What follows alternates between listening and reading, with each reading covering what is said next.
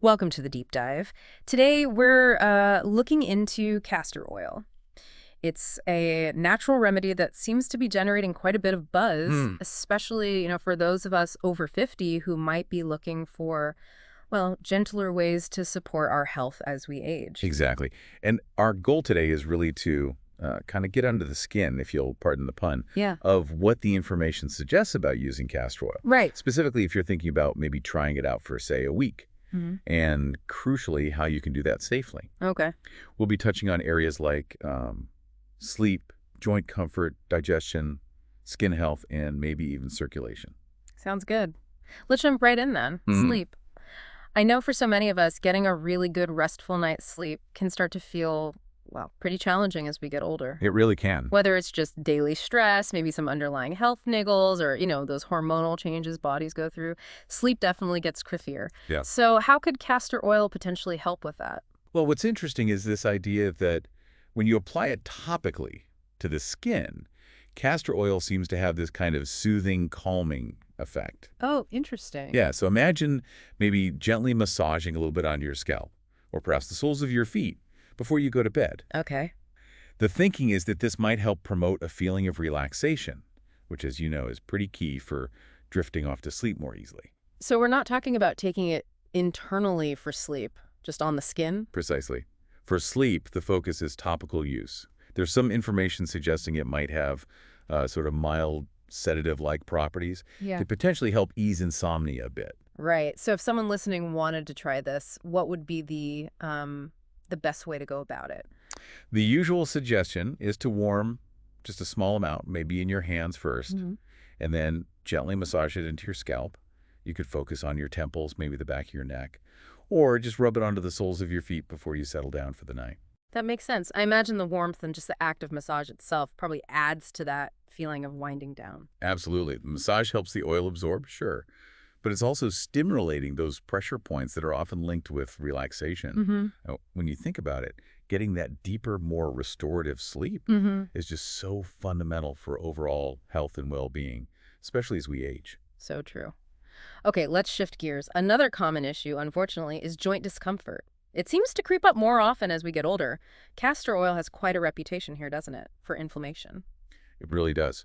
This is where that high concentration of ricinoleic acid in castor oil comes into play. It's thought that this specific fatty acid might help dial down inflammation Ah. and consequently bring some relief from pain when you apply it right onto the skin over those sore joints. And is there, like, actual evidence this might work or just anecdotal stuff? Well, there is information out there suggesting that using castor oil, sometimes as packs, significantly reduce pain for people dealing with knee osteoarthritis. So more than just stories. Okay, that's promising.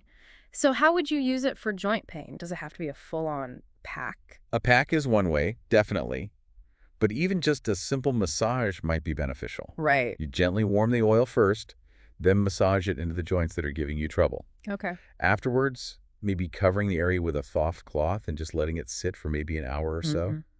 That could help the oil penetrate a bit deeper and potentially offer more relief. Okay, makes sense. Let's switch again. Digestion? Constipation is another one of those things that can become more common as we age.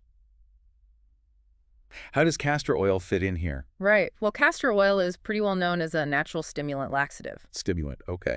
Yeah, essentially it works by encouraging the muscles in your intestines to contract more, which helps, well, get things moving. It can be useful for those occasional times you're feeling backed up. Occasional being the important word there, I guess. Exactly. That's really key to emphasize. Using castor oil for digestion, especially as a laxative, should be done sparingly. And it's always a good idea to talk to your doctor first, because it can have side effects like cramping or even diarrhea if you're not careful or if you take too much. Right. So definitely not something for everyday use. Generally, no. If you were considering it for, occasional relief, the typical suggestion is a small dose, maybe just 1 teaspoon, Okay. taken on an empty stomach, usually followed by a glass of water. Mhm. But again, sparingly. Got it. Now let's talk skin health. That's always a big topic. People are always looking for ways to keep skin hydrated, especially as it naturally gets drier over time. Oh, absolutely. And what's quite interesting about castor oil is its power as a natural emollient, Emollient, meaning. meaning It's really good at softening and moisturizing the skin quite deeply, Mm. so it can be an excellent choice, particularly for more mature skin. Ah, It's packed with fatty acids. That ricinoleic acid pops up again, which really help the skin lock in moisture. Keeps it feeling soft, supple. so it's actually helping the skin hold on to moisture, not just coating it. Exactly. And beyond that, for aging skin, it's also thought it might help reduce the appearance of things like fine lines and wrinkles, give you a Yeah. bit more of a refreshed look, Right. potentially. Yeah. Plus, castor oil has antioxidant properties. Right, fighting those free radicals. Precisely. Yeah. Those unstable molecules that contribute to skin aging and damage. So it's working on a couple of levels there. Is there solid information backing up these skin benefits? Yes, there's definitely information highlighting its emollient qualities, showing it can improve skin texture and elasticity. Mm-hmm. That's probably why you see it crop up in some anti-aging type products. And how would someone use it on their skin? What's the best approach? A common recommendation is just applying a small amount to your face and neck before bed. Let it sort of sink in and work overnight. That's simple enough. Okay, lastly, let's touch on circulation. This can definitely be more of a concern for older adults. How might castor oil play a role here? Yeah, improved blood flow is another potential benefit people talk about. Mhm. Massaging castor oil into the skin might help stimulate circulation. Mm. And it could possibly help reduce a bit of swelling, maybe in the arms or legs if that's an issue. Interesting. Also, some people find castor oil has a slight warming effect when applied. That warmth could help blood vessels relax and widen a bit vasodilation, Okay. which in turn could improve blood flow and oxygen delivery to the tissues. So, like with the joints, the massage action seems important again. Absolutely, it's key. And there is information suggesting that using castor oil packs has been associated with increased blood flow and easing some symptoms linked to poor circulation. Then using it for circulation, what's the method? Similar to joints, really. Gently massaging warm castor oil into, say, your legs and feet, and then maybe covering them with a cloth afterwards helps retain that warmth and potentially enhances the circulatory effect. Okay, so we've covered a lot of potential uses, but using it safely is paramount. What are the key takeaways for safe application? Right. So for skin application, warming a small amount first is often nice. Use gentle circular motions when you're applying it for general moisturizing. Helps it absorb and stimulates blood flow a bit. Mm-hmm. If you're targeting joints, focus the massage on those uncomfortable areas. Gentle but firm pressure can help ensure it gets absorbed where needed. And how long should you leave it on? Letting it sit for at least an hour is good. Even leaving it on overnight before rinsing with warm water is often suggested, especially for deeper issues like joint pain. Okay. And what about taking it internally? We touched on it, but safety is crucial there. Absolutely critical. Yeah. If you're even considering taking it orally, you must start with a very small dose, like maybe half a teaspoon, just to see how your system reacts. Right. Test the waters. Exactly. If that seems okay, you could potentially increase it slowly, but really no more than 1 teaspoon per day, and usually on an empty stomach if it's for digestive health. Oh. But, and this is the big caveat, you really should talk to your doctor or a healthcare provider before you start taking castor oil internally, especially if you have any underlying health conditions or if you're taking any other medications. It's just not worth the risk otherwise. Definitely good advice. Are there other ways people might mix it into their routine? Yeah, sure. For skin moisture, you could easily mix a few drops with a carrier oil you like, maybe coconut oil or almond oil, and just apply that after showering. That sounds nice. Or for soothing joints, some people like to combine it with a drop or two of essential oils known for comfort, like lavender or perhaps eucalyptus, to create a nice rub. Good tip. And it probably goes without saying, but always try to choose high-quality castor oil from a source you trust. Quality can vary. Very important point. Okay, let's dive into potential side effects or precautions people need to be aware of. What are the main concerns? Skin sensitivity is probably the most common one for topical use, Right. which is why that patch test is so important. Just put a tiny bit on your inner forearm, leave it for 24 hours, see what happens. If you get any redness, itching, irritation, stop using it. Simple as that. That makes sense. And internally? Well, as we said, digestive upset is the main risk. Mhm. Taking too much can lead to cramping, diarrhea. It underlines the need to start incredibly small, listen to your body, and drink plenty of water. Mm-hmm. Also, and this is a big one, potential interactions with medications. Castor oil can interact with certain drugs. Mm. So I'll say it again, Mm-hmm.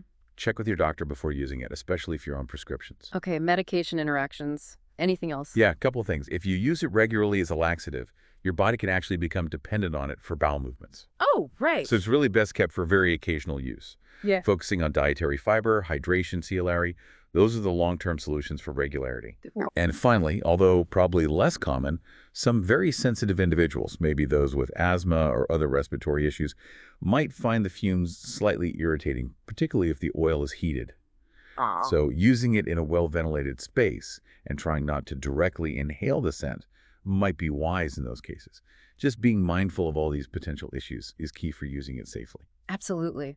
Now, it's always useful to hear about real experiences. Have there been reports of people actually noticing changes within that 1 week kind of time frame we started with? Yes, there are definitely anecdotal stories out there. Some people report, for instance, a really noticeable difference in their knee joint pain after applying castor oil nightly for just, say, a week. Wow, that quick. Apparently so, for some. Hmm. Others talk about their skin feeling significantly softer, more hydrated within that same time frame. Mm-hmm.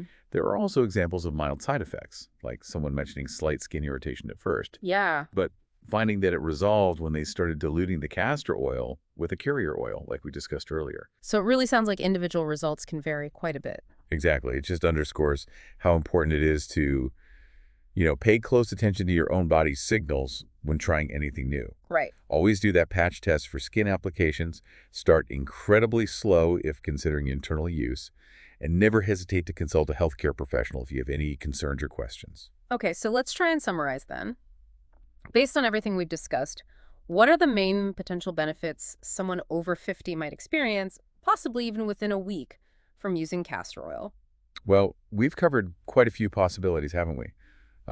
Potentially better sleep quality through topical application promoting relaxation, Mm-hmm. a possible reduction in joint pain and inflammation thanks to that ricinoleic acid, Right? maybe some relief from occasional constipation if used very carefully and sparingly, improved skin hydration, softness, maybe even a slightly more youthful look due to its moisturizing and antioxidant effects, Okay. and potentially enhanced circulation, particularly when combined with massage. But, and it's a big left, but always remembering the importance of using it safely and being really aware of those potential side effects. Absolutely. That's the crucial takeaway. And the advice to talk with your doctor or healthcare provider before incorporating it into your routine, especially internally or if you have health conditions, cannot be overstated.